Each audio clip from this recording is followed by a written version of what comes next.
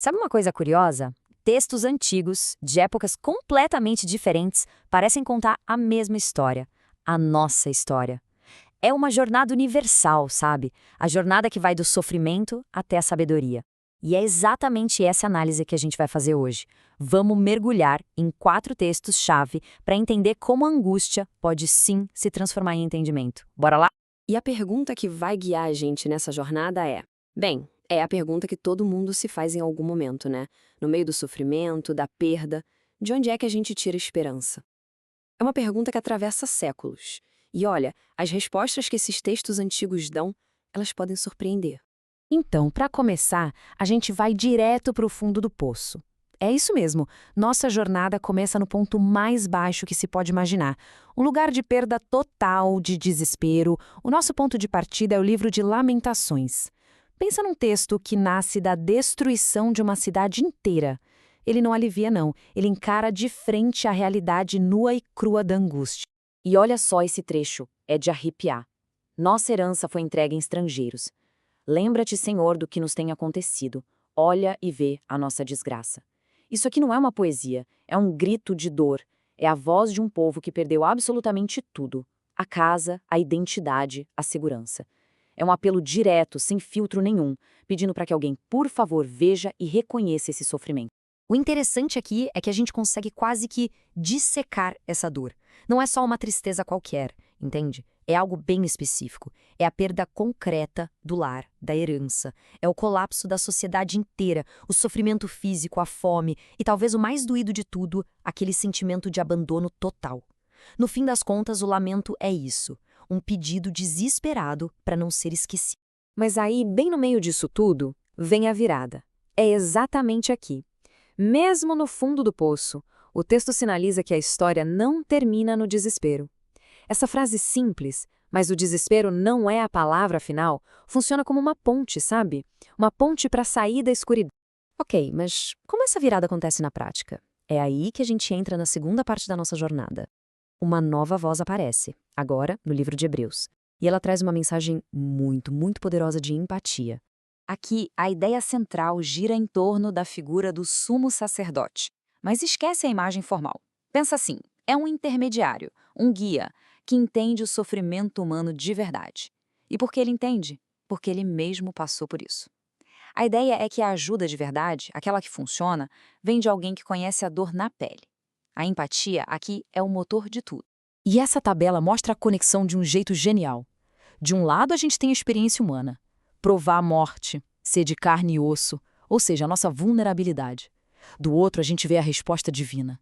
E o ponto-chave é que essa resposta nasce dessa experiência compartilhada. A dor não é mais um problema a ser ignorado. Pelo contrário, ela vira o ponto de partida, a base para a conexão e para a ajuda de verdade. Então, a grande sacada é essa: a empatia, ela se torna a ponte para sair do desespero e chegar na esperança. O reconhecimento de que o sofrimento é algo compartilhado quebra aquele isolamento da dor. A esperança não nasce quando a gente finge que a dor não existe, mas sim quando a gente encontra compreensão dentro dela. E depois de encontrar essa esperança na empatia, nossa, o tom da jornada muda da água para o vinho. A gente sai da escuridão, passa pela ponte da empatia e agora a gente entra no momento de pura gratidão e celebração. Quem nos guia agora é a mensagem super inspiradora do Salmo 103. Gente, que mudança de tom, sério. A gente saiu daquele lamento, lembra-te, Senhor, e agora chegamos no bendiga o Senhor e não se esqueça de nenhum de seus benefícios. É outra vibe completamente diferente. Essa é a voz de alguém que atravessou a dor e agora consegue, de forma ativa, reconhecer os motivos para ser grato.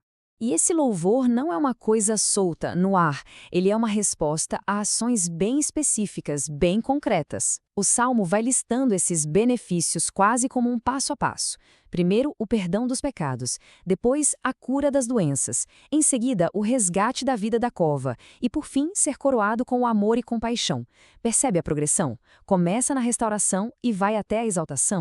E para a gente ter uma ideia do tamanho desse perdão, o Salmo usa uma imagem, uma imagem muito poderosa. Ele diz que as transgressões são afastadas tão longe quanto o Oriente está do Ocidente.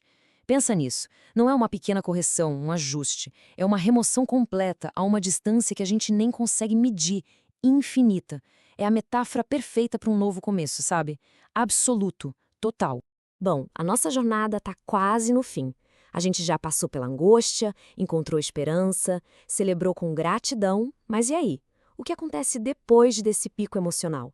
A etapa final é sobre isso. Ela nos dá uma sabedoria prática, pé no chão, para a gente navegar no mundo. E essa lição vem direto do livro de Provérbios. É como se o texto dissesse: ok, superamos, agora precisamos de ferramentas para viver bem.